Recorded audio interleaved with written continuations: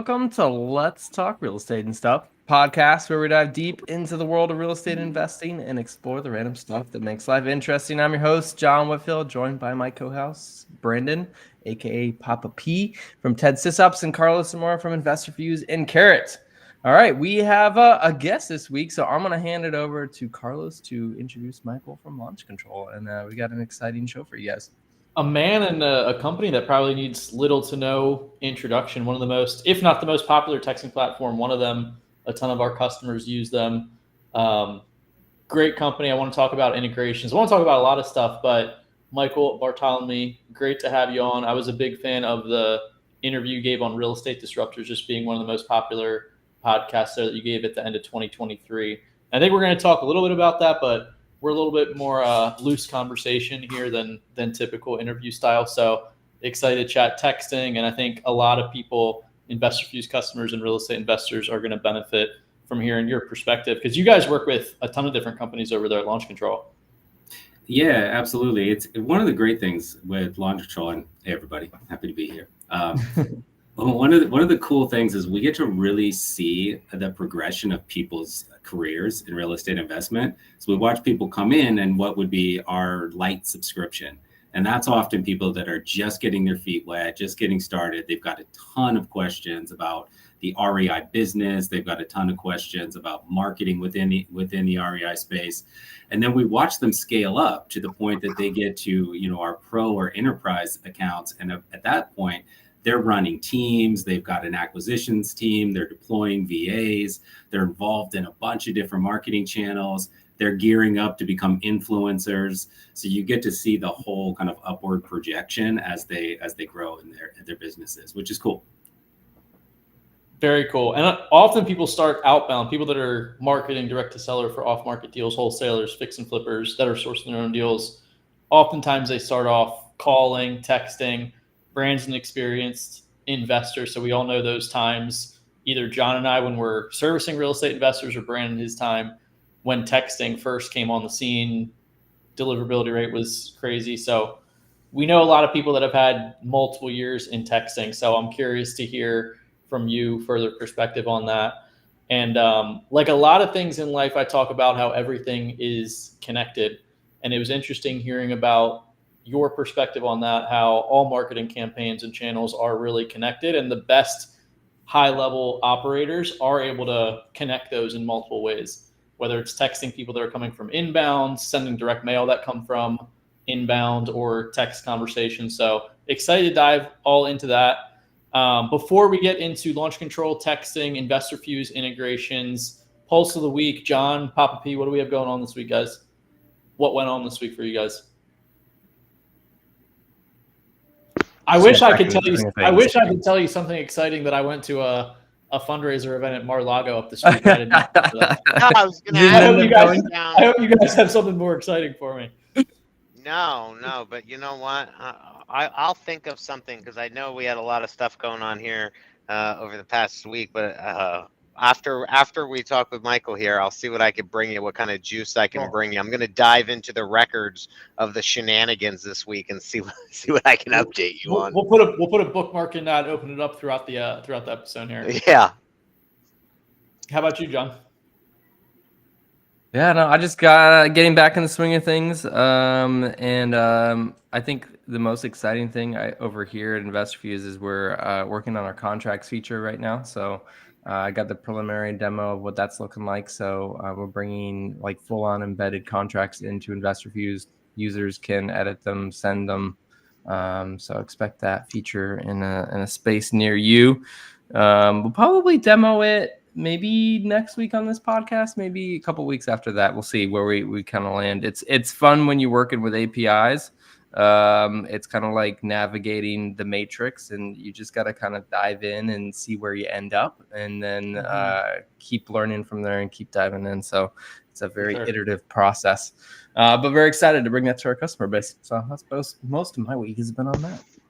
As non-tech guys, John literally reads the matrix in real estate software like he's Morpheus or Neo, so that's exciting to hear. I think we might be opening up the curtain a little bit, doing some screen share as well today. we will do a little screen share, talk about some integrations. But yeah, let's kick it back to Michael here. I think, as most of our audience knows, we do a little pre-show with our guests and chat about what's going to be the most interesting things to chat about. And, Michael, you brought up something really interesting that I think we can spend quite a while focusing on here is a holistic approach to marketing. Oftentimes, like as we've seen, and you just talked about, we have users coming into any kind of platform for REI, and they're like, all right, I'm going to go all in on X. And this is what I'm going to spend my time on. This is what I'm going to learn. And we've talked about it here on the podcast. And I think, Brandon, you bring some good kind of interesting conversations to this, because we usually have talked about people should become experts in one thing before they add something else to their plate. And there's benefits to that for sure. But, the benefits to a holistic approach to marketing is also pretty interesting. So yeah, give us your thoughts on that, the kind of how you feel like texting fits into, the tool belt of an REI marketer. Yeah. I mean, if you look at like what happens, Carlos, what you said, right? Like most people start with outbound. And it's completely understandable because most people getting into REI, they're getting into it to begin with, as a side hustle, right? They're trying to transition out of something else. So what they're looking at is an empty pipeline, an absolutely empty pipeline. And they go, well, I can't get my first deal unless I fill up this empty pipeline. So they want to take some cold calling and dump that in the pipeline, take some texting, dump that in the pipeline. And then they start trying to prospect, and then from prospecting, hope that they can get a little bit of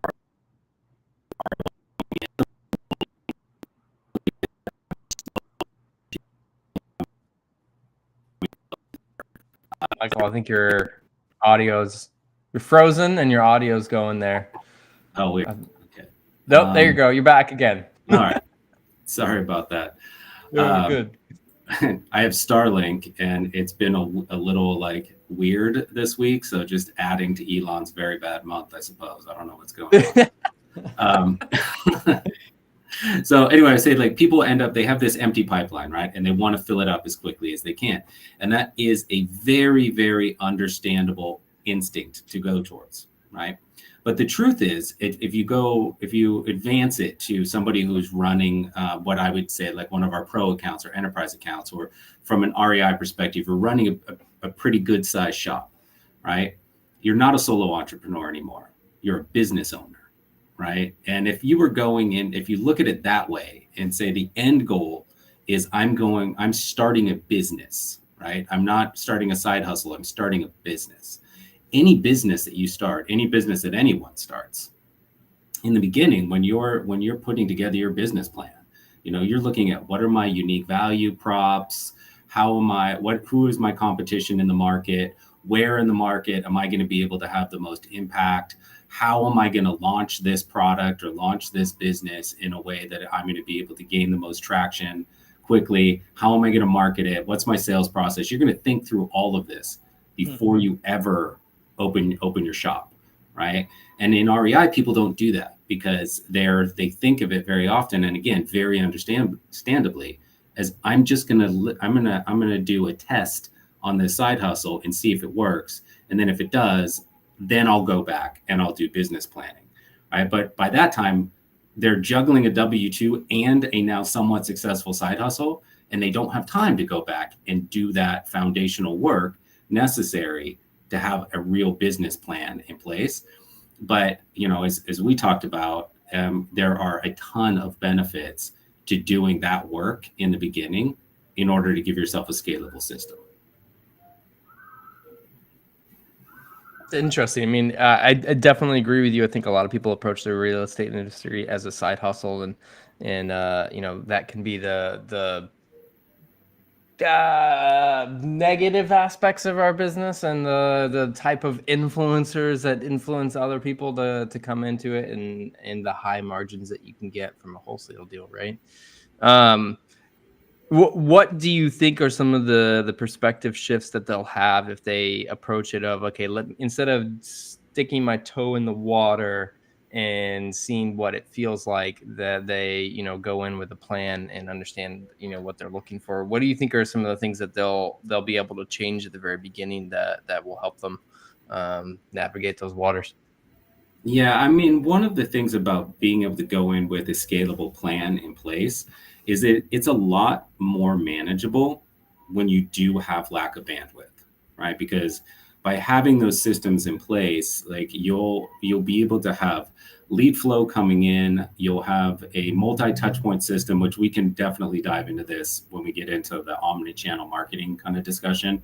But you can have a multi-touch point system in place, and you essentially you have a strategy for how you're going to approach your day and your week, and everything. You're going to be able to put that into a window of time that's really manageable. You're taking the guesswork out of it, right? And what people a lot of times get caught up when you don't have that plan in place is that, you know, you do get your pipeline halfway full, and then you've got leads that are progressing to the point that you're doing discovery calls, and then those discovery calls are leading to on-site visits. And you want to do that because that's where the money is going to be, right? Like that's where you're going to make your deal. But you had on-site visits on Wednesday and Thursday, which meant you did no prospecting those days because you were working most of the day, and you did your on-site visits after work. And so now you've got, you know, 2 days that you could have been generating more leads that you didn't because you didn't have the system in place, right? But if you have a system in place, then you can create these automations that are giving you access to new active leads on a daily basis, so that you are able to go off on a site visit and not have ebbs and flows. And this is, you guys know this, right? Consistency at the beginning is everyone's biggest headache, right? Until they have a system in place, until they have usually help, it's feast or famine, right? Like you got 2 deals in March and you're like, yes, I'm off and running. I'm writing my resignation letter right now to my W-2. This is a done deal. And then you get nothing for April and May, and the panic sets in, and you're like, oh my God, is this going to work? And then in June, 3 deals close, and you're like, oh, I knew this was going to happen, right? And so it's a lot of this, and having those systems in place early can really mitigate that, so that, you know, you can go from a consistent 1 deal a month to, you know, 1 deal and some real estate handoff or realtor handoffs to 2 deals a month to 3 deals a month to 4. And you can have a much more smooth transition away from the W-2 and into full-time real estate. Love it. I'm super excited to talk about this. I think, you know, at Carrot, we call it the hamster wheel of marketing, and it's the same thing, right? Like it's a up and down. And the way that Carrot phrases it is, you know, evergreen marketing. If you work on your SEO strategy, you can have leads coming in all the time, versus like the X amount of time that I put in equals the X amount of leads. And when I can't put that time in, then I don't have the leads coming in.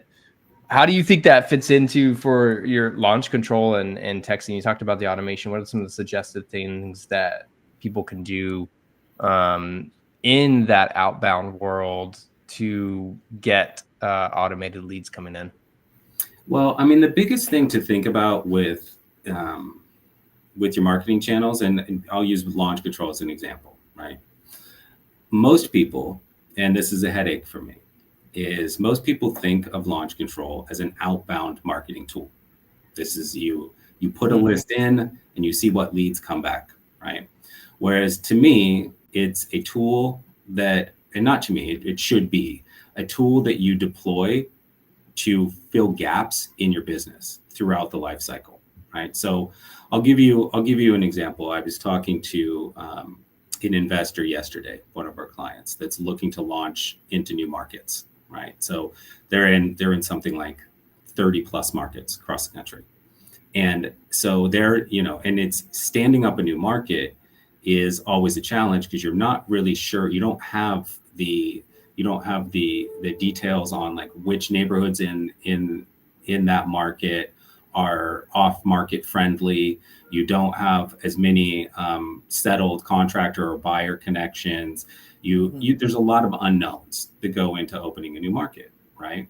And so what most people do, even like the advanced shops, is they just say, well, we'll burn some marketing money and we'll send out some text or do some cold calling, see what comes in, and then we'll analyze and then we'll make a decision, right? Whereas you could use text in a more strategic way, by rather than starting with the homeowners, start with the buyers.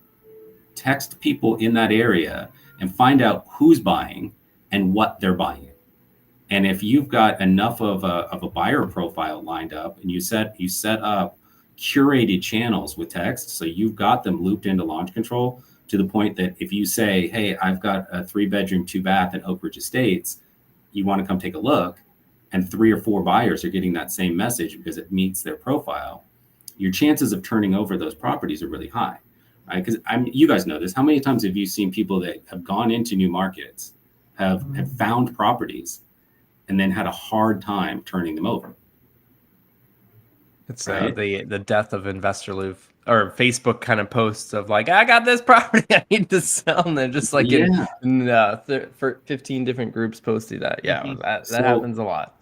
So if you strategically use a tool like LaunchControl and you set up that network in the beginning and you've got your buyers in place, now you can confidently go out and spend those ad dollars or marketing dollars to do the outbound texting, to get people coming in, to do some targeted marketing on other channels, right? That are going to be specific to those areas. And you can start to get that influx of leads in those areas, knowing that when you go through your sales process and your team gets a deal lined up, that you've got a buyer right there, and your ramp to success is going to be a lot smoother and with a lot less concerns, right? So it's taking gaps in the market, and I'm not just saying this for LaunchControl itself, but just in general, when you look at gaps in your business and then ask yourself, like, what tools do I already have that could help fill this role, right? That could help me give this a much smoother process going forward, or eliminate some of the fear factor that I have about growing my business in this direction.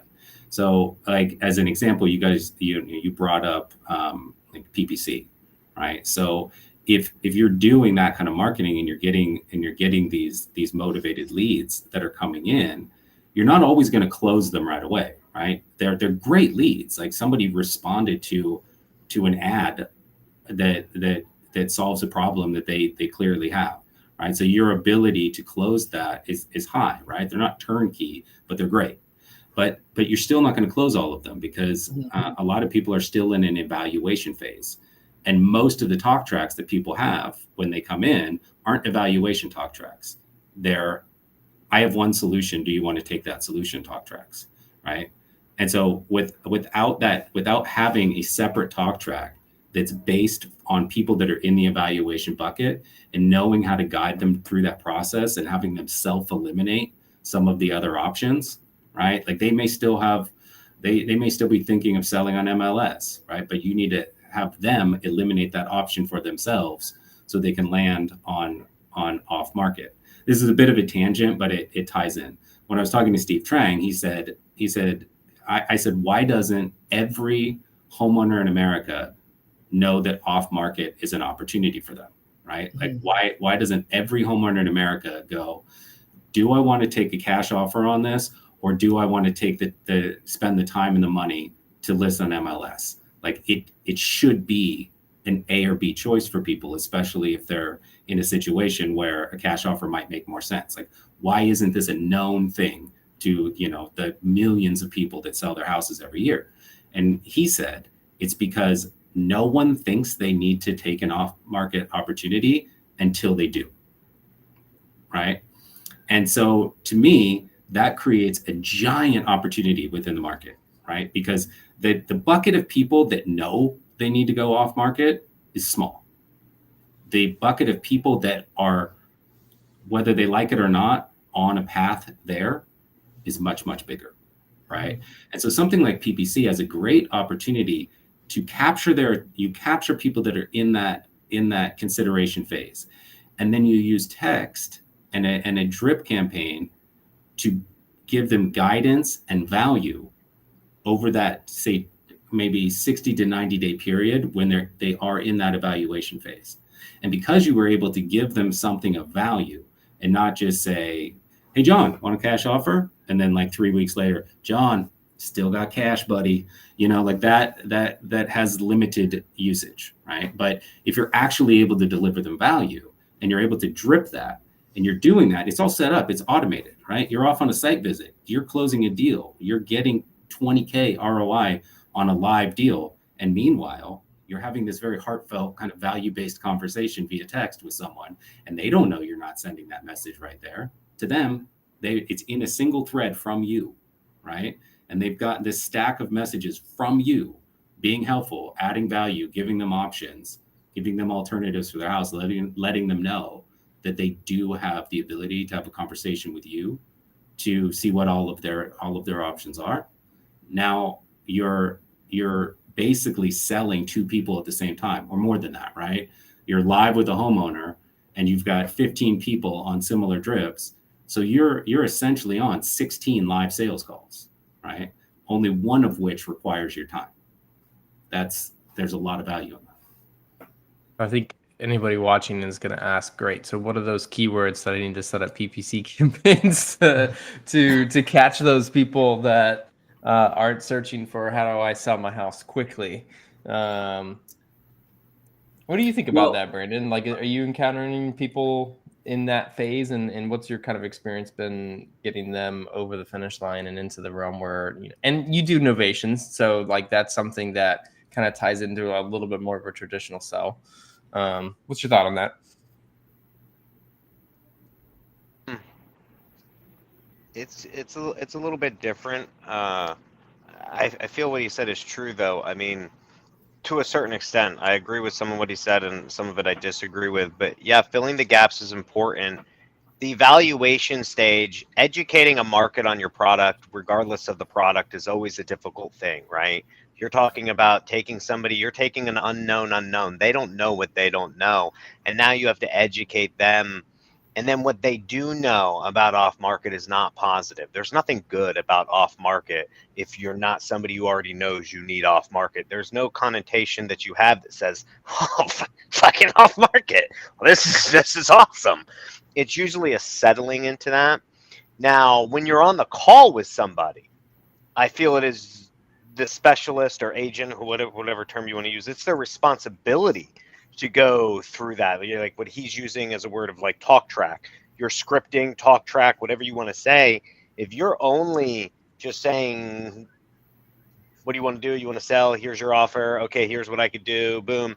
And you're not going through and eliminating, say he used a key word like eliminating things. Like that's John Martinez made that a very big thing back in his training years ago. And he trained a lot of the influencers now, right? Like going through and eliminating these objections they're going to have about realtors listing on the MLS, selling themselves. Those things I do think should be, yeah, I agree. They should be a standard thing as an evaluation tool to see if that person, because you're qualifying them at a good point.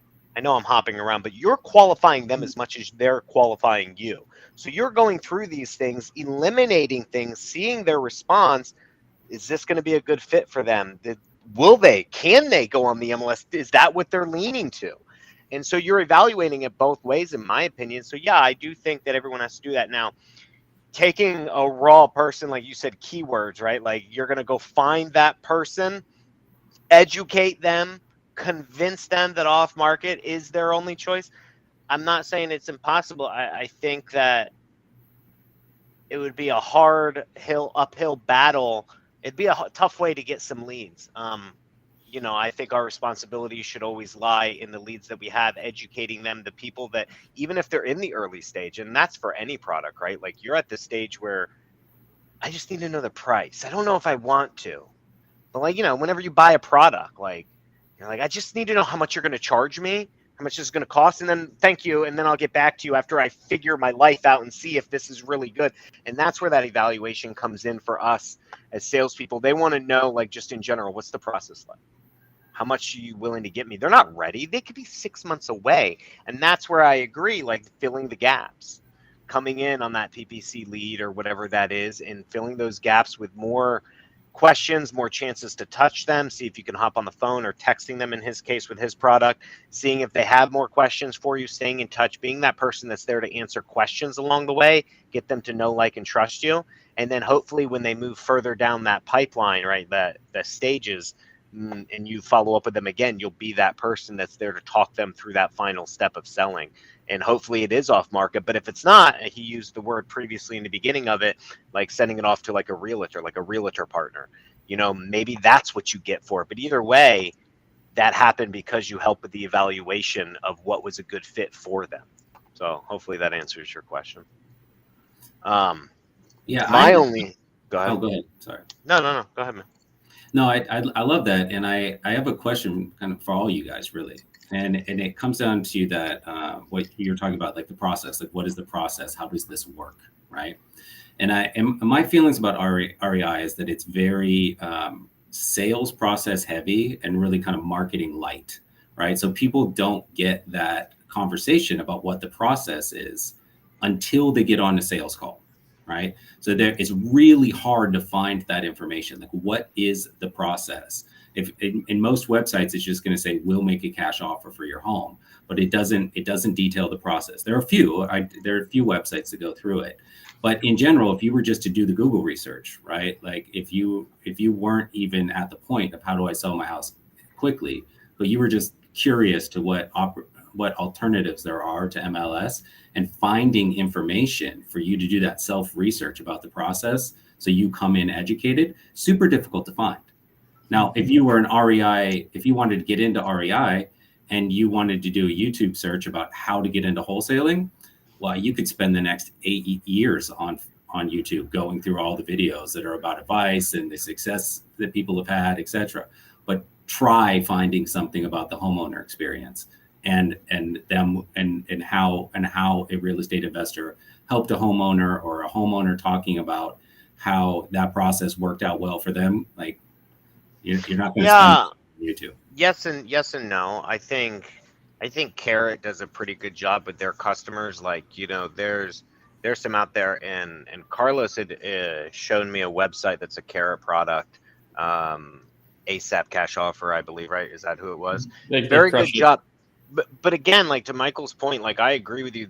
I would say I would use more like percentages, right? Or just say in the majority, you're right. The majority of people in our industry do not do that. We're out fishing. We're not trying to educate the fish and teach them how to come find our hook. We're just simply throwing the hook and hoping they take the bait. But Carrot really kind of gears towards that SEO with the articles, the explanations. And then, there's the ones that go above and beyond with video. So I'd say it's out there. They could find it. Will they find, Mary or Joe who's just fishing with a hook and none of that? No, they're going to go to ASAP Cash Offer or whatever, that person who's taking that time to do that. And then they're going to say, this person educated me. This person answered my question. When I'm ready to go look, I'm going to call. I mean, I did that recently with a lawyer. I'm figuring stuff out with trusts and stuff right now for our family. And I was Googling it in local attorneys. Most of them, website, nothing there. Just contact me. There were some that actually wrote out the differences between the trusts, what I was looking for, just things. And I was like, cool, but I'm gonna call that attorney. That's who I'm gonna call. And so to that point, the majority of them did not have a good website where I could understand what it was before I even talked to the attorney. The ones that did, I felt like, those are the ones I'm going to interview for this type of stuff, because I feel like they took the time to put it on their website. And marketing. Go ahead, Michael. When that stuff does exist, right? Like if you can pull, a Carrot article and it goes through the process, and it does help them out, right? So this goes into what we were talking about when we did the pre-call for this, right? And it's bringing the marketing channels together. So if you have somebody in a text conversation and they're on the fence, right? Like, asking them once again if they want a cash offer isn't going to be effective, right? Are you sure, bro? I feel like if I ask the fourth time, they might just say yes to me. But if you've got you've got them at least a little bit on the hook, right? Or they're swimming around the hook, looking at it, somewhat suspicious about whether or not there's a hook behind that food floating in front of them, right? And you can give them some of that information and say, look, I understand that a lot of people don't know much about the process. Before we get on the phone, here's some background information for you, so you have a general idea of how this works. Send it to them, right? Yeah. you'd be surprised at how few people do that very small but effective marketing extra touch point to help educate people and get them to build trust so that it works. And this is what I'm saying about your different marketing channels, right? Yeah. Like, it doesn't have to just be, oh, my web does this and my PPC does this and my text marketing does this. No, it's a for every potential off-market deal, it's what collection of touch points and what way can you use the information that you have or the tools that you have in conjunction to build enough trust with that homeowner to get them to the point of discovery, call, site visit, deal. Mhm. Yeah, I kind of get where you're coming from. I mean, thinking about it, so like whether you have and Eric Brewer does a good job, right, with like when you do his Novation stuff, he'll give you, and you can edit it yourself or make your own. But to explain what he calls the equity protection program, right, like that's their phrase for it. And then he has a little diagram and an explanation of the process. So when you're going through it, you send that to them. Same concept, right? If you're just the transaction coordinator, you want to send a PDF of here's what to expect from us working through with us. And so what I'm getting at is I agree with you on the Omni side of things. You can use the stuff that you already have and repurpose it. You have all that SEO, those articles. No one says you can't turn them into PDFs or forward them the link and allow that person via text combo or on a call or via email, whatever it is. Go read this. We spoke earlier. You had questions about this. Here's a little something in our office, we recently wrote an article about, or this or that, and you can reutilize that in your sales pitch. The only thing I really disagree with what you're saying, and you kind of said it in the beginning, is I think you make a pretty assumptive statement of building your process before you know anything. When you start, you're in an unknown. So I think it's very assumptive to say you should take the time as you're side hustling to build out all of these things, and so that way you can scale. I highly disagree with that. I'm not saying there's not somebody out there that maybe like an engineer. I know somebody that I'm thinking of right now that would probably sit there before even doing anything and build everything out and spend a year doing that before they made a dime. But I also think that takes a lot of money. Like LaunchControl is not free. InvestorFuse isn't free. Outbound, cold call, smartphone, the dialer, the minutes, the mail pieces, whatever you want to say we're using, right? It's not free. And neither is my time, right? Like if I'm part-time in the example you gave as a W-2. So depending on how long that takes, I'm paying for these products to set all that up. I might not have the money. I haven't done a deal yet because I'm trying to do all that. I find that to be an ill-guided way to have somebody build their process and to get into it. Now, I agree. I think now, again, I would recant that if you said, man, this guy's got like 30 grand saved up. He wants to put it all into this business, like a regular business owner, using the example, like when people get into business, this is what they do, but that's not how we think of REI. So most people get into this without any savings. Real business owners go get an SBA loan. They'll build out their retail brick and mortar store. They invest into it before they sell a product. That's not the space we're in. Most people get into this without a dime to their name and are like, this is my last hope. I'm like swinging for the fences here. So in that example, I feel you build the plane while you fly and you get going. And yeah, it may be a little bit harder, but now you take an unknown and turn it into a known, because now you know what your text should say. You know what the process is, and I don't have to go through 5 years of Steve Trang podcast, 100 Ryan Pineda videos, a bunch of fucking your guru, number one guru of the moment videos to figure it out, which takes hours and hours and hours. And then you either pay for a mastermind for someone to tell you what to write, or you get in the car, you go knock on some doors, you mess up, you do that, you make your first, I don't know, I'm going to pick a number, 10 grand, 20 grand, 30, whatever it is, right? And now you call up Michael, you say, I want to get LaunchControl, you join the program, you do that, and you start to say, I at least have a little basis to be able to implement InvestorFuse API into LaunchControl, linked into smartphone. I'm now set up, and John's hooked me up with all my follow-up sequences, LaunchControl sending them out in a single thread. I can now save that time and not miss a lead. I feel like you got to miss leads, because if you don't miss a lead initially, you're never going to respect what the leads actually are to your business. And then maybe that's like, I don't know. But I just feel like, I mean, I've done it.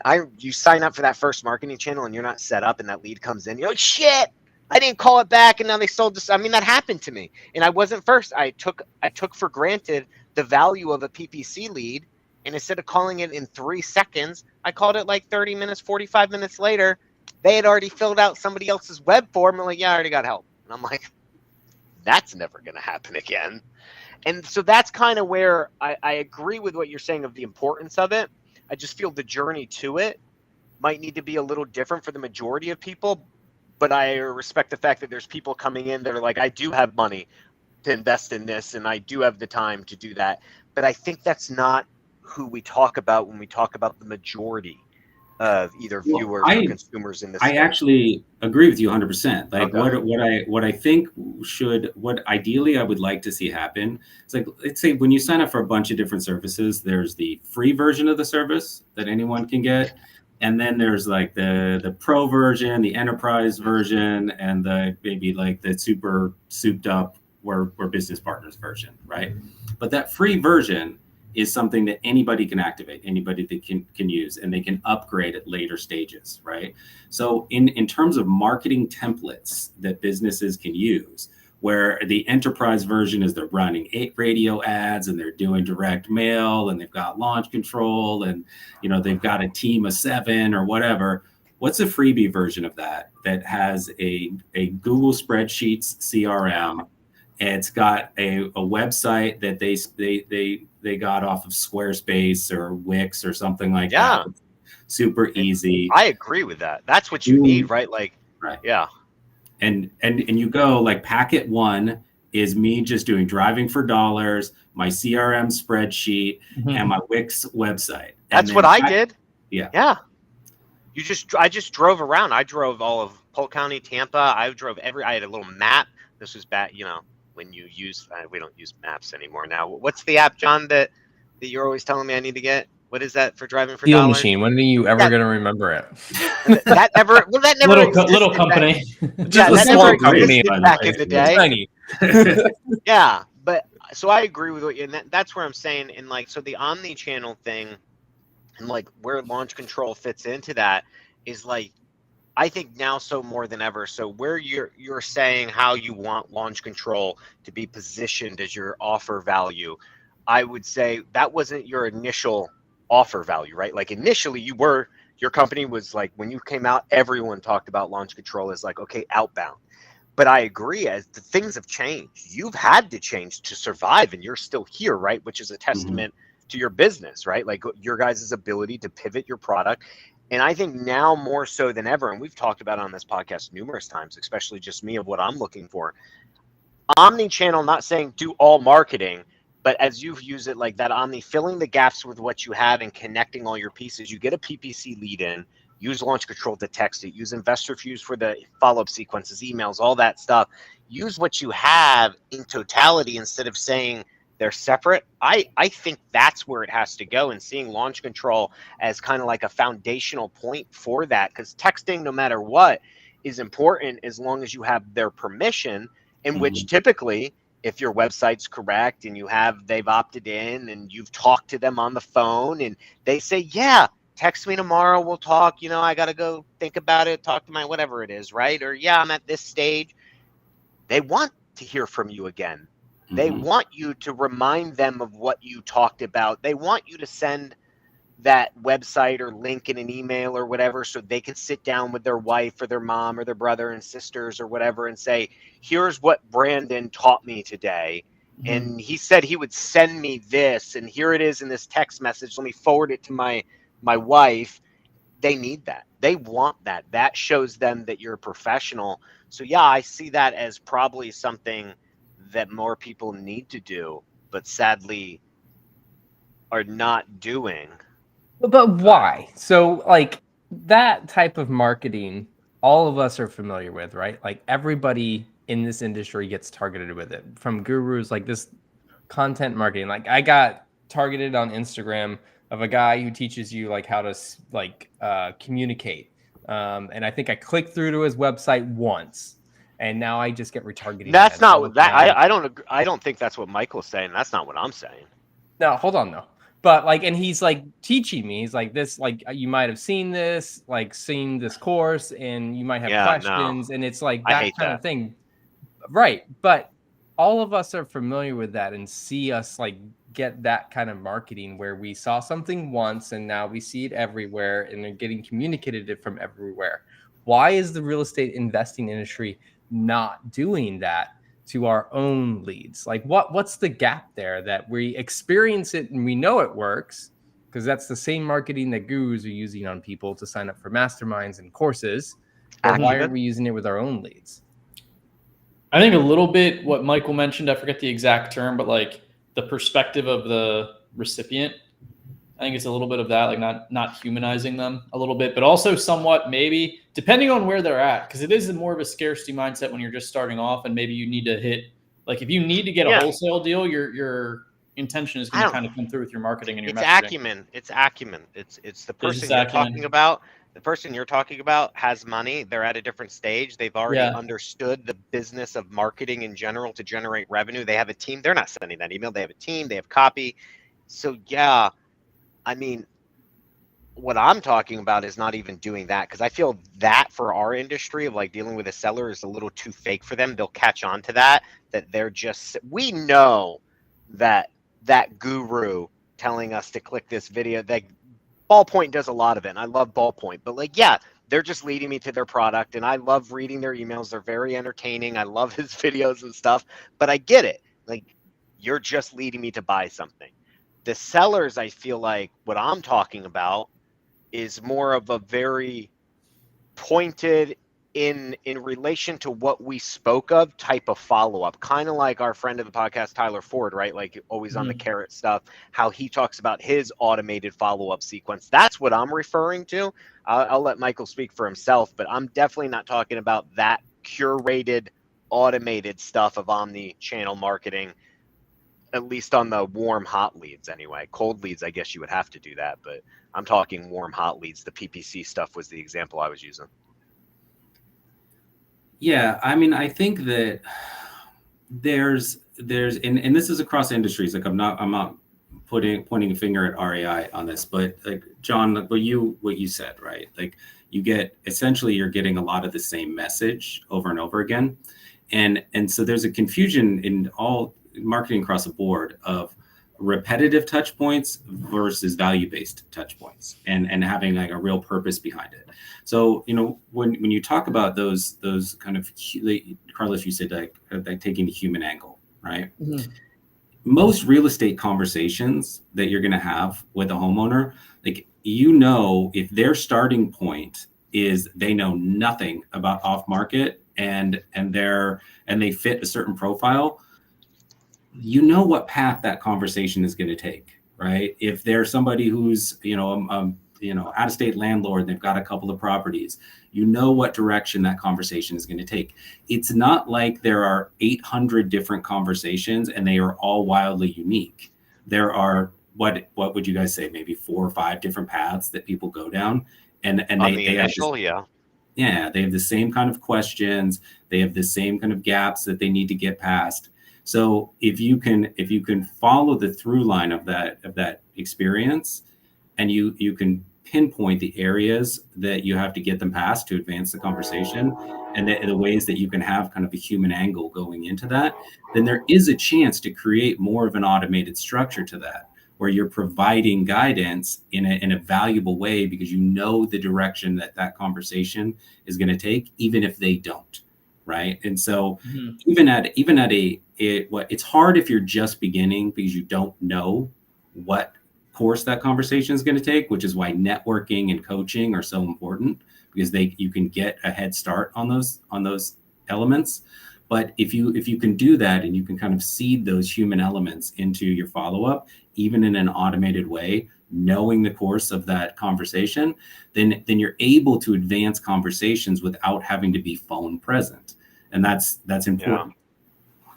So where I take this is like where John is saying and what you're saying, and then kind of where I was.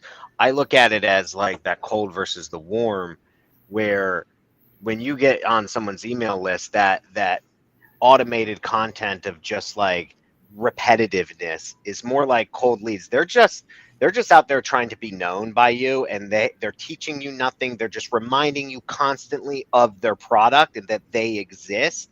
But now, as another example of like where that automation really becomes value, once I talk to you and you understand where I'm at, or like Michael's saying, of like, okay, I have talked to Michael, he's this type of person, and here's where what we discussed, and here's where he's at, and I didn't close him today, here's where he's going to go most likely. Now he would go on a very human touch of like what I'm saying, a very specific, or like Tyler Ford does, like this follow-up sequence relates to Michael. This is where he's going to go. So those emails or texts seem very personal to him. Whereas like what John and I, like what I'm getting in my email 24/7 and John's referring to is just, again, what Michael called, you said it was a repetitive style marketing, just like repetition. Those things are like, they're just like, here I am. Don't forget me. Here I am. Don't forget me. And it teaches you absolutely nothing. It has nothing to do with me at all. Maybe they'll throw in a discount, or like, hey, here I am, we have a discount of this, but that doesn't, I don't need a discount. Like, I haven't even made up my mind yet. Like, thanks for throwing that out there, but I'm not ready to buy. You haven't answered this. But once I talk to you, I feel like you start sending out that very personalized follow-up sequence to my profile, or buyer or seller profile, whatever you want to call it. That would probably be more in tune, but you can't, I feel like you'd be really hard pressed to do that your first like 6 months. Like, I feel like I think you lack some knowledge to be able to do that. Yeah, I mean, maybe even like, a year. I said 6 months, but maybe a year. Like, you get that year under your belt, and then you're like, okay, like I'm done with the Google Sheets at 6 months. I get my CRM, I get LaunchControl, I get smartphone or something, and I'm like, now it's a year. I've had some systems. Now let me really go to what you called the enterprise levels and like max out. Like, I've made money. Like, I figured this out. Yeah. Like, Does Launch have like a community for like best practices, or like a user engagement to talk about different things like that? Yeah, I mean, our CS team is extremely knowledgeable, and we really encourage people to work with the CS team directly. And we also do, once you're inside the community, we also do like internal masterminds and best practice sessions where we go over particular, targeted things to help people kind of optimize their system as best they can. That's needed. And that's like the whole thing with lead generation. That's where the rubber meets the road, or that's where the car takes off in a race. Like, you need to be able to have conversations with sellers to do this business and where it starts. Yeah. I don't know if I necessarily, I don't know. We haven't really thought. I don't agree with SMS as like as a true lead generation. I think in today's day and age, and it was, and I never used LaunchControl. I used competitors that are no longer, that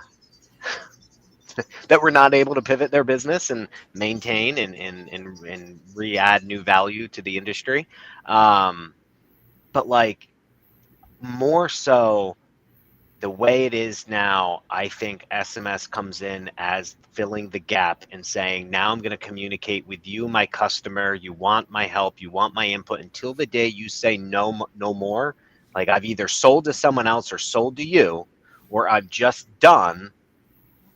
Texting has to be a part of that. Like, it's got to be in that, as well as email, as well as a personalized follow-up call. You need those three things. And if a friend of the podcast was here with, I always forget his name. What is that? Go Big Media Printing? Andy Detweiler. Andy Detweiler, sending out a piece of direct mail along with it as a very personalized thing. You start doing all of that together, and which ironically or coincidentally, InvestorFuse integrates all of those things beautifully well, and can have LaunchControl, smartphone, and your direct mail pieces going right into it or out of it, as the case may be.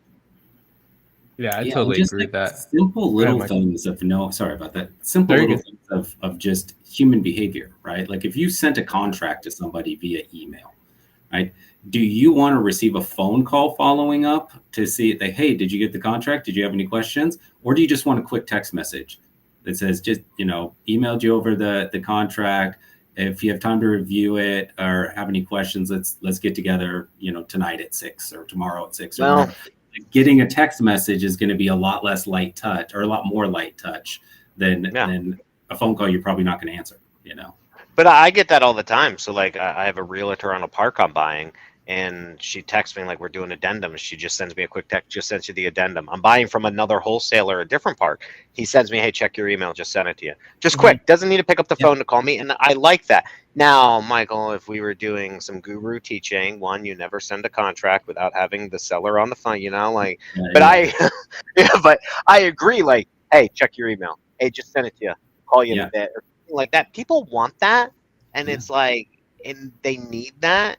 And that's where I see SMS and what you called it. I'm just using your phrase, filling the gaps. I feel like that's an essential part of it. And I think it's pretty cool that InvestorFuse and you guys are now going to be linking up with some pretty cool ways to automate all of that, or integrate. I'm sorry, all of that stuff. Maybe automate, but integrate was the word I was looking for. Yeah, absolutely. Yeah. I think I gave you guys this percentage earlier. Like it's a made up percentage that I have, but it's also like kind of where I'd like to see things go. I think that there's a real opportunity for the real estate industry to become, whether I understand the need to scale up slowly, but as a whole, across the board, of just being a lot more grown up, so to speak, in marketing terms. Professional?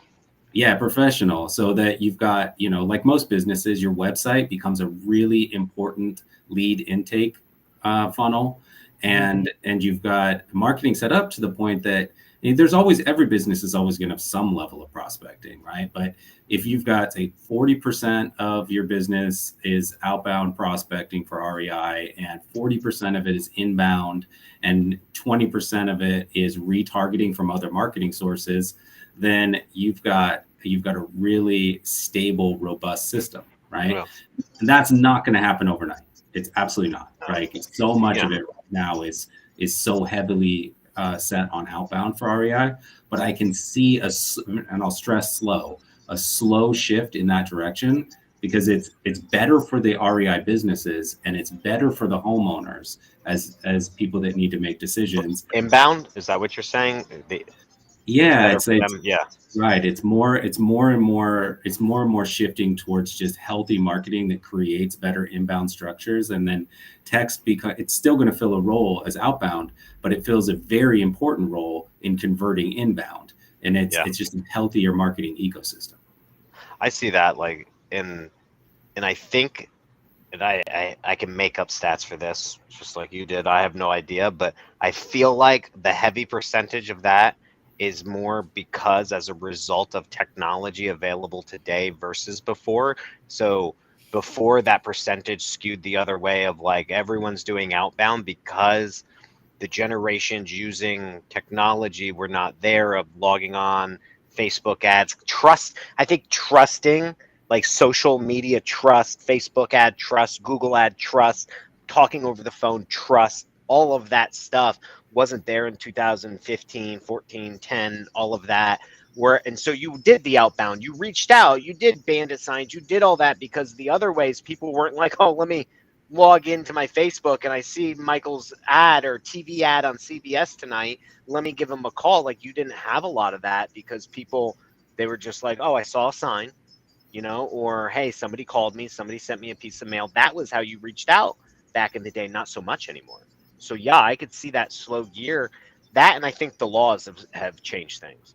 I think more and more the quality of the lead becomes more important than the quantity of the lead, is something that I've been preaching, because what I found in my business was agent burnout, which is a term that I learned years ago from like Nick Perry, but didn't fully understand until I encountered agent burnout, of just bad leads from outbound channels wearing out your agents just for them to get to a good lead. Whereas if you do the inbound, it's more high quality convos, less of them in a day. And then with your proper follow-ups, like we're talking about on this episode, SMS follow-ups, email, CRM updates, like it's your agents are happier too. They're just like, and you could do that professional marketing because now you have more quality leads, more quality conversations. Your agents have more energy. They're closing more if you're growing properly, and you reinvest that back into marketing.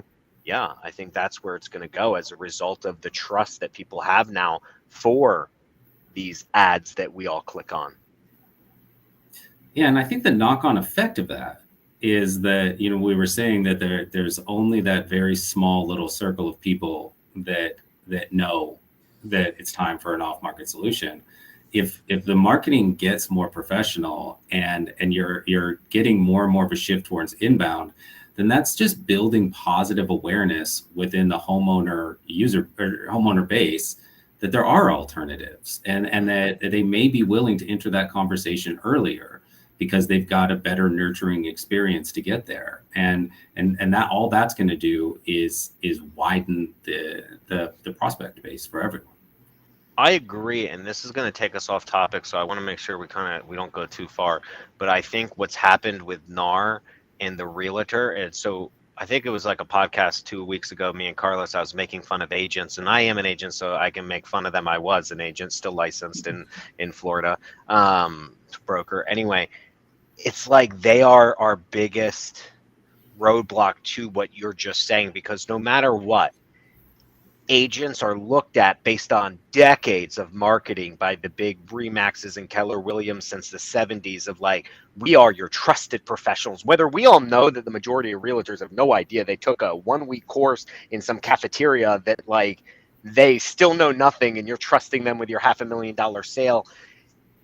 They sit in these Facebook groups, and you go to these meetings and meetups, the majority of them, they're just down talking and scam this, hedge funds. Oh, don't sell to hedge funds. Oh no, I told my seller to run from this guy because that's just a scam. Their lack of knowledge is one of the things, because people look to them and will go, hey, Mary, this company called in, Blackstone or whatever, the Invitation Homes called and wanted to buy our home. Oh, Mary's going to say, nah, that's a scam. They're buying up the name. They are our biggest roadblock to these things. And with what NAR did, they're going to get even taking away the buyer side commission to where like sellers are going to try to say, well, I don't have to pay the buy side anymore, and listing on the MLS is cheaper. I think that's going to throw what you're saying for a loop as well, because we still have these agents that we have to kind of out market to become more known. And as long as they're continuing to tell everybody that we are scams, even though you and I both know the majority of what they sell that's in our buy box still gets bought by cash buyers that we would have sold to just on market minus a commission, right? And we know sometimes it works out better for the seller, if we're being honest, but sometimes it doesn't. I've seen it happen both ways. So yeah, I think that's something that may slow down that process, or we just have to fight through, which what you said, professional marketing will help us do that. Love it. So, I agree. Our industry needs to, and if you really think about it, like what you were talking about, real estate agents have been around in their marketing world since the 70s. Like wholesaling's been around since it's gone mainstream at what, 2010? Yeah, I was gonna say 8, but yeah, that's 2010. That's when the 13 years, 14 years, 15 years, something like that. We're still like in the infant stage, and we are seeing, right? Things are rapidly changing. We're in a time where technology is rapidly changing. Yeah. So it's kind of interesting to just look at this as you could go the other way. Carlos and I were talking about softwares and stuff last week, and it's like maybe I was too one-sided on my last statement. It could go the complete other way. Agents quit, lack of agents, or the agents that are left look for other ways to make money. So you're not using an MLS anymore. There's some third-party software to list stuff on. So now off-market is more quasi-off-market, just not MLS, but still being advertised by a real estate investor. So it could go that way. I just don't think we've sorted that out of how all this shakes out with that on the agent stuff. But If we got to And market, we'll we got to tell. become known. We got to become known, I think, like was Yeah. what Michael's saying. But like Michael, like in your mind, when you picture that person, okay, like let's use your perfect scenario of saying, okay, we're using omni-channel marketing. We have professional marketing. We're like in the beginning of this podcast, you said like that business, right? Coming into it with that business mind. Mhm. How much money, like, it's a made up number, I guess is all I'm asking. But like that person or operator that you see doing that, it's going to take a little bit of money and expertise or a lot of it to do that. Like when you're thinking about like how that operator or a few of those operators help change our industry.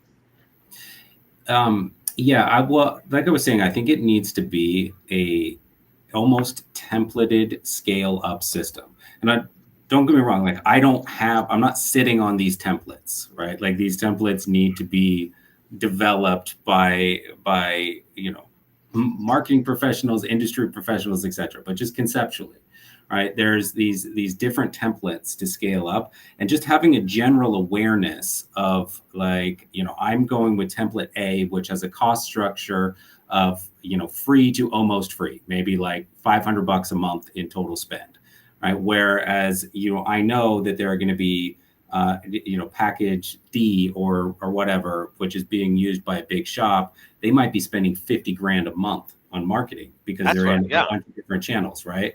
But as with any business, profit should dictate spend, right? So if your profit structure is zero, you want your ad spend or your marketing spend to be as close to zero as possible. Now that's not, you're going to have to skip trace lists. You're going to have to pay for gas to go driving for dollars. Like it's not going to be zero, but you should be aiming for it to be as close to zero until you've got 20, 40 grand in the bank that came from real estate deals.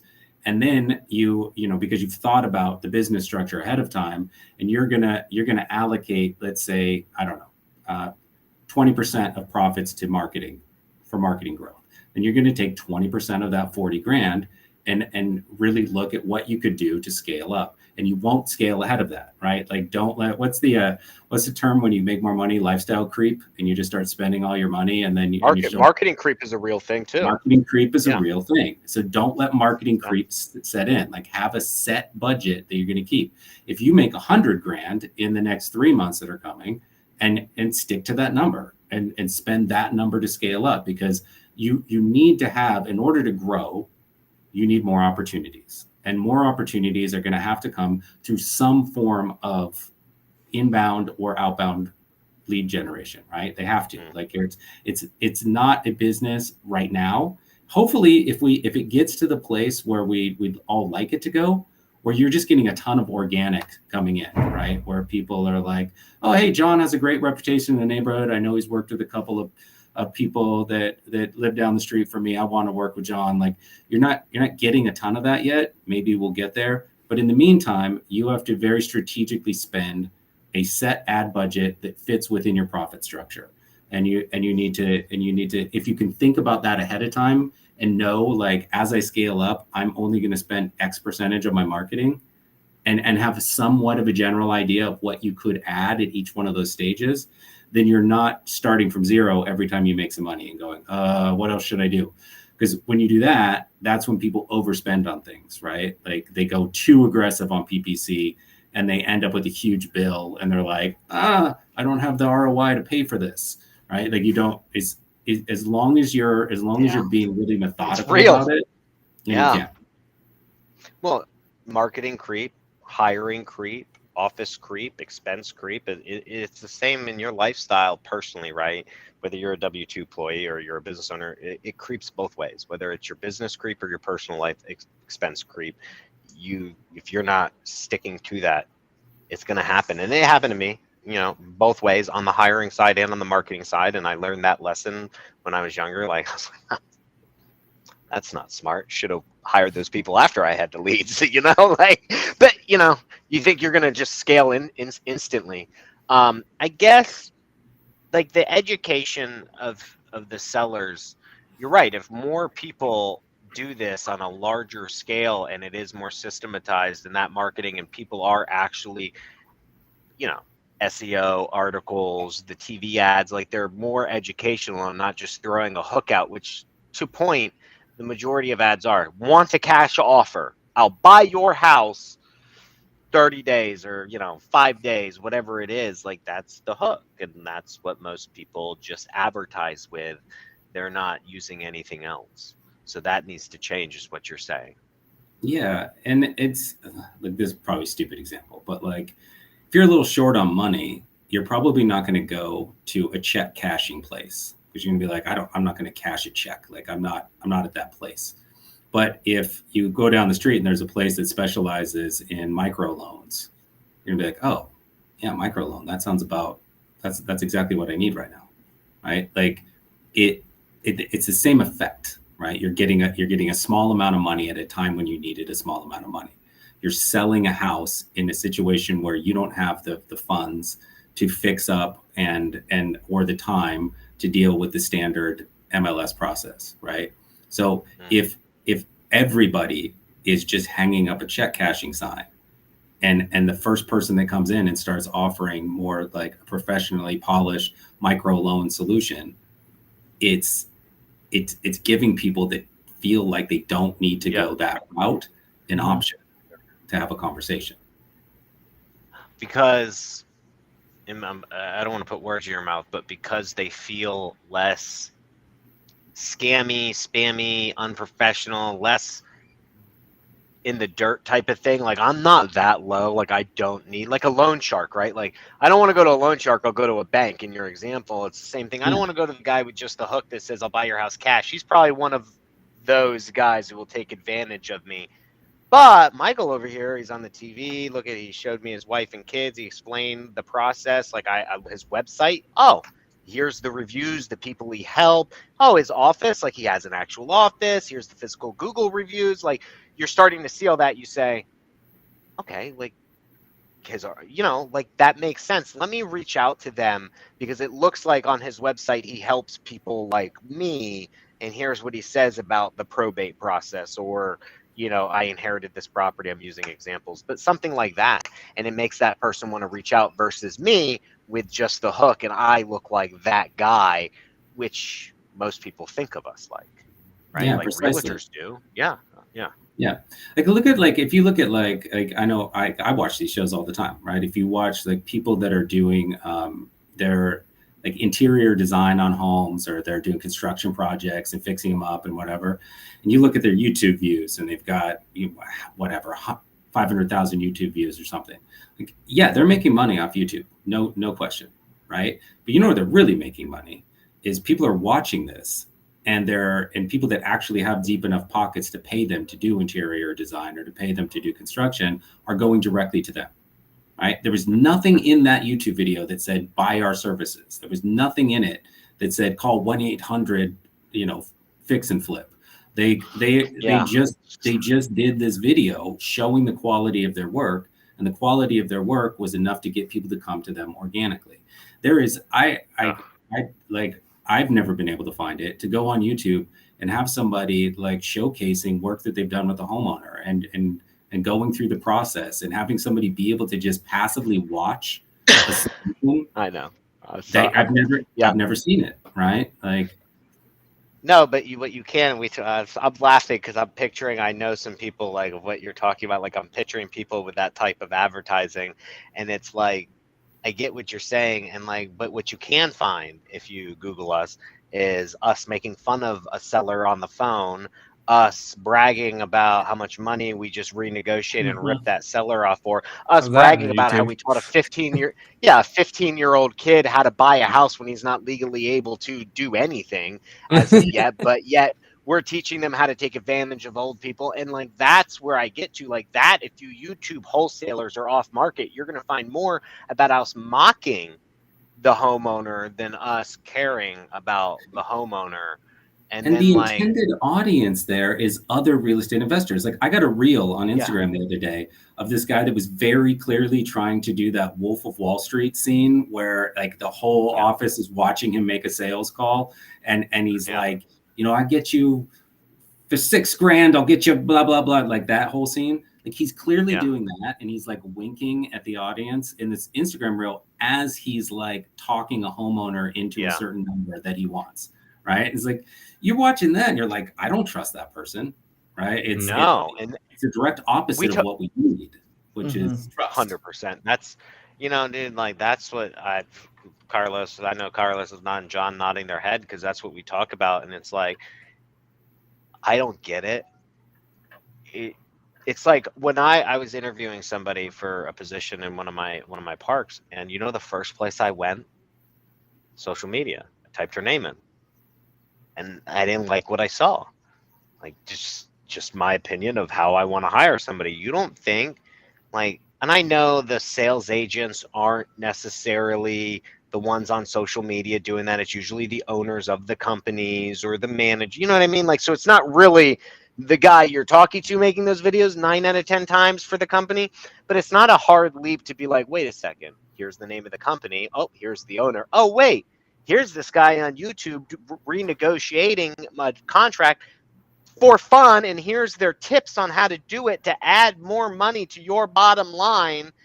And you say, well, what if they do that to me? Like, why would I want to work with that company? If they did it to this old lady, like, why aren't they going to do it to me?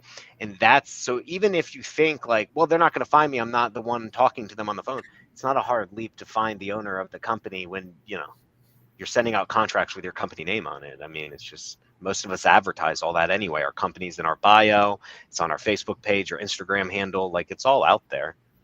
So yeah, it's not what we need, man, but it's what we have. Like that conversation to me, if it's, you're on stage at one of the well-known masterminds in the industry, and you're up there showing like your success tactics to other people in that closed room, there's real value in that. Sure. Like those are things that maybe they need to know, but in that very public facing way, how many it's theatrics. And how many real estate investors do you guys think there are? Just this like back of the napkin guess. There are in the nationwide doing off market deals. 20,000. Okay, 20,000.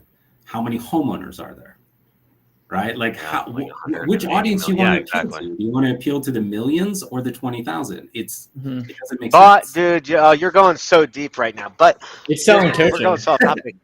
Yeah, and we talked about this a couple weeks ago. It has nothing to do with what makes more sense. It has to do with it is easier to sell the pick and the shovel than it is to go mine for the gold. And a lot of people get into it and they say, well, I have some experience, like this guy, $5,000 here. I don't have to do anything. I don't need to get rejected all day by sellers to make this much money. I can just package up what I've done, sell it to someone. And that's what they all do. And I agree with you. It doesn't make sense. And the sad thing is the way they do it. It's not appealing for our industry. I was trying to find like a different way to say it, but they're doing it because it's the theatrics to get the views, to get the sales, to get the clicks, and what gets them? Money, fast, quick, increase your money, lifestyle, all of that stuff. And that sadly is what sells, right? Like sex sells, those things sell. And in our industry, it may not be the sex, but it is the glamour, the glitz, the quickness of the money. And so they sell to that. In the Wolf of Wall Street stuff, people, I love that, dude. Like they think it's so cool to do that, but that's not how a real conversation. But I've never had a conversation on the phone that has went like that. You cannot steal houses. Okay. That's not how this works. I mean, you can in real estate. We've seen the American greed on CNBC where it is possible, but it takes time to buy houses. It takes time to convince people to do it, and you're not going to do it with those convos. I could be wearing a hat that said self-made millionaire right now and like saying, you guys don't need a business plan. You don't need marketing. Just send out text messages. You'll get deals. Bing, bang, boom. Would I get clients to come in? Would I get people to sign up? Yeah, I could sing a song about send a bunch of text messages. You'll get a bunch of deals. But it's not helping people build businesses. It's not helping people get a long-term path for success.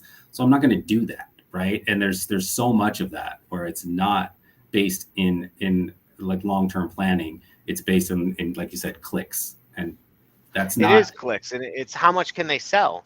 Like you would do that if you weren't trying to sell LaunchControl. Like you have a product, you have an ecosystem. So for you, the Yeah. coaching is not your business. Your product is your business. Your coaching is to help the people use your product. So, but it's the opposite for what we've just spoke about, where they don't have a product. Their product is their coaching. So they need to glitz up their coaching because it's the only way to sell their coaching because there's no viable product. There is nothing proprietary about anybody's shit out there that they are selling.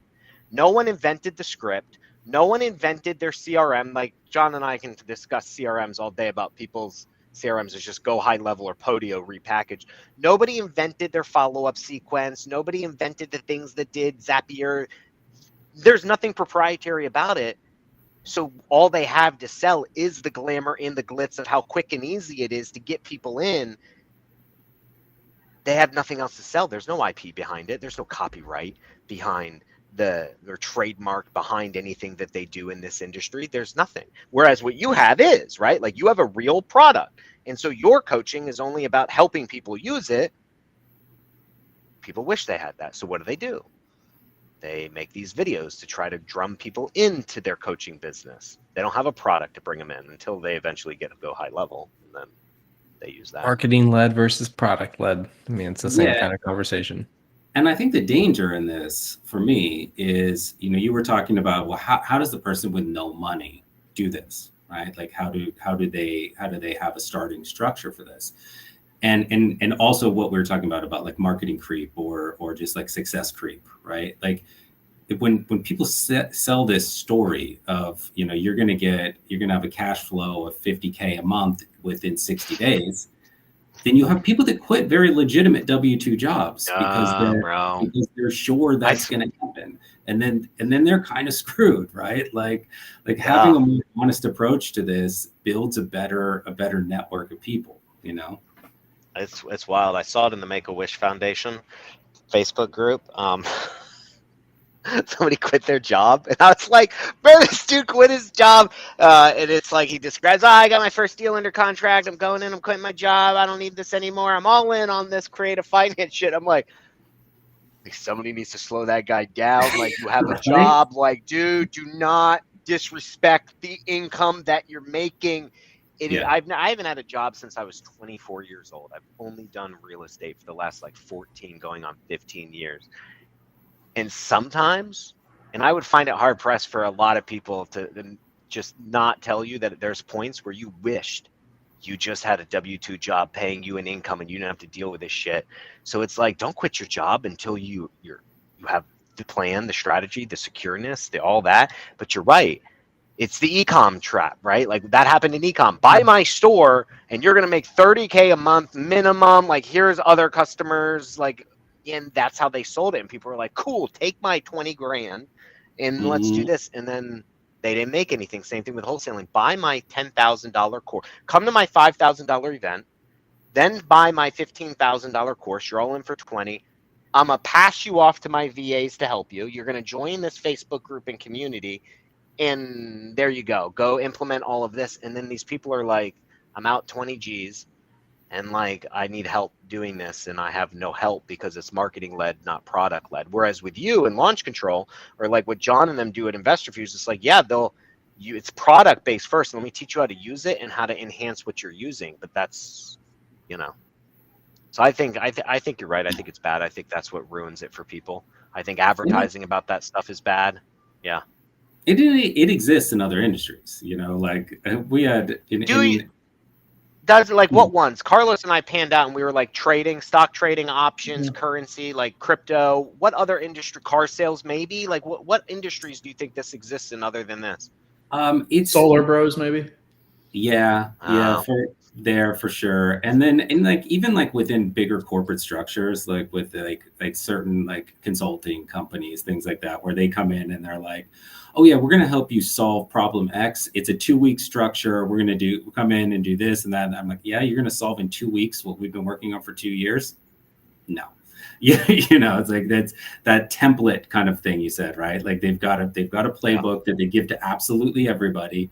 It's not unique to our Oh, that business or happened to your me. business or whatever. And I'm like, nah. Like Yeah. anything that's templated like that, take a deep breath, pause, and ask if it actually fits your exact need as an entrepreneur or small business owner. But at that point, you don't find out till you already stroked the check. And it's like now Yeah. you find out you just got a template or whatever. That happened to me. I signed up, I paid the $5,000. I was promised like a customized thing, and I was like, cool. And then they get on, they do a PowerPoint of like a PDF, and they're like, there you go. And I'm like, that has nothing, that has nothing to do with any of my businesses. Like, how is that saving me? Like, what? And that's Right. what it is, right? And like, you know, I think it's tough because I don't know what changes though, man. Like, I don't know what changes because as long as there's people out there buying, and I think wholesalers are extremely dumb, the majority of them, like they're very gullible instead of dumb, like gullible to stuff and naive to where it's easy to sell people stuff. Because if you don't buy it, then you'll have hundreds of people on Facebook or at the event saying, you didn't buy it? Come on, man, I did, and look at me. And most of them are lying about their success, and you buy into the group lie about everyone else's fake success. You're like, well, I'm going to go spend my money on this.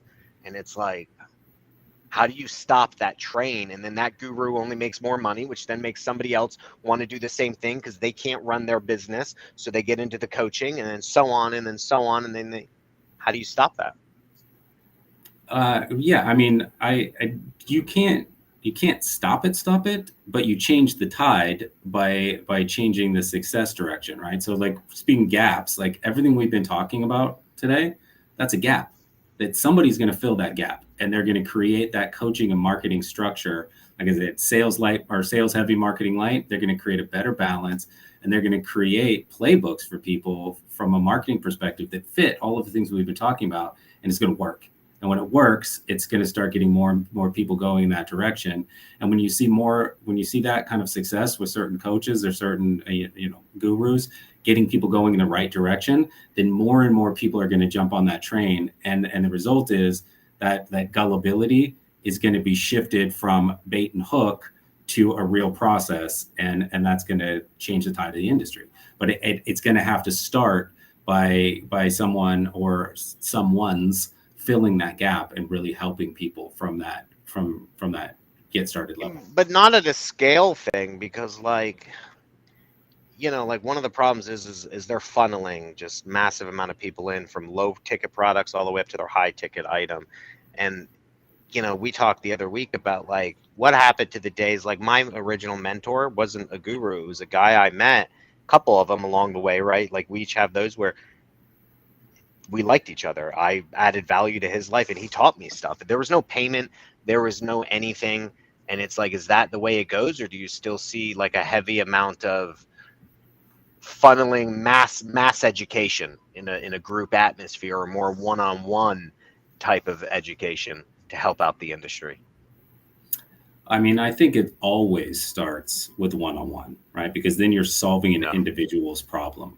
But solving for an individual, like I said, with homeowners going down similar paths, investors go down similar paths, right? So you can start to create a process of getting those, like we said, those scalable marketing systems that people can base off of the money that they're making inbound and do it in a very affordable, scalable way.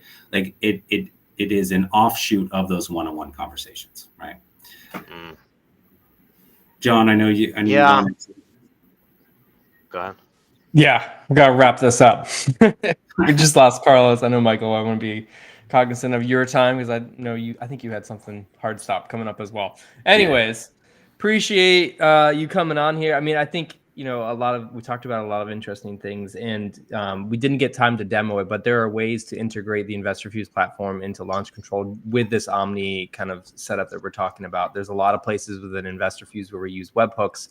When you mark something as dead, you put them in a sequence, you add, workflows onto them. You can trigger things to happen, and that can, using Zapier, add those leads into different campaigns inside of LaunchControl. So this Omni setup is possible, and it is something that we encourage everybody to start thinking about and moving towards. Yeah, I know I am. Yeah. Yeah, I'm gonna look into it. And so if you want any technical advice of how to set this up, if you're intrigued about it, shoot me a message at john@investorfuse.com. I'll happily walk you through this. I'll make a little kind of pre-recorded video of how this connection works. And then we'll set you up and send that over so you can start dropping people into these kind of targeted campaigns. And it's really easy, right? Like, we've talked about it before. People write these non-interested campaigns. Take that non-interested campaign and then convert it into non-interested for divorce, for probate, for crappy house, for whatever purpose situation that seller has. Assign it a path. Exactly. And that's how you can use these automations to push people into these really targeted messaging, content, value-based sequences and campaigns that can bring them back around when they're ready to make that decision, when they've moved through that path and are ready to say, yes, I'm ready for an offer. So shoot me a message. Michael, thank you so much for your time here. I really appreciate it. We went down some fun rabbit holes. I love meeting other people in the industry that think the same way that we do and want to see some nice change happen for all the investors out there. And appreciate you coming on the podcast. Yeah, thanks for having me. Appreciate it. Yeah, It's great talking to you guys. Yeah, You too. Dug it. All right, guys. Have a great one. Thanks. All right. See ya. Lock and load.